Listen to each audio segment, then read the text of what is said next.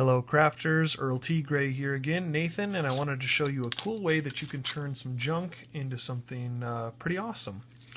This is what's left of my project. This is from either parchment paper or Reynolds wrap, aluminum foil. It's a lot thicker than toilet paper roll, and it's also not the same circumference. Take a look here. Toilet paper roll, pretty flimsy. This is a lot sturdier and not quite as wide. So I took one of these, and I took a Dasani water bottle, and the brand is important. You could either find one, probably a freebie, in the trash, or you could buy one.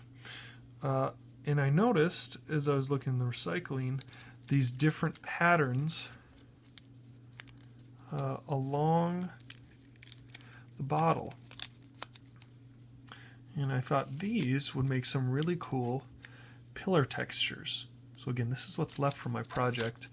I needed a pillar for one of my rooms, and more of a, I guess, ancient idol type pillar, where the characters can get a clue from it if they read it correctly. So this is the result. Kind of looks like a tiki pillar or something, I guess. I think it turned out pretty well. I did the stone texture, base painted it black, did some dry brushing and sponging before that. And if they can read the runes or guess what this is, there's even a surprise. Oh yes. Tea light for the base. So what I did to use that water bottle is a couple things I learned that I wish I had done, but oh well, I'll use it on the next pillar. Plastic pieces.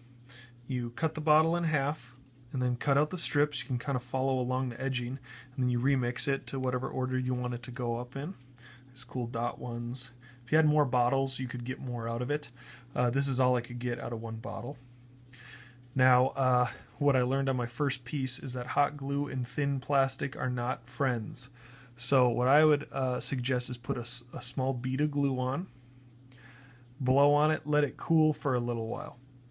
Then wrap the plastic around, and you can see here where the seam is.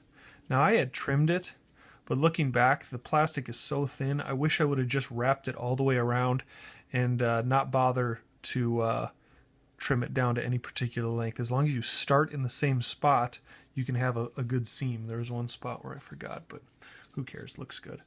So wrap it around. So bead of glue, let it cool for a second, wrap it around, and then with my small glue gun, I started squeezing and actually blew on the bead that was coming out, so it was almost pre-cooled before it hit the plastic so as not to melt it.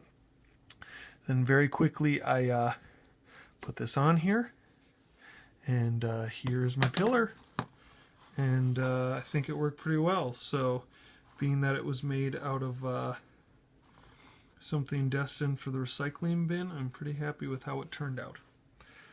Hope this helps you out in your crafting. Craft on, friends.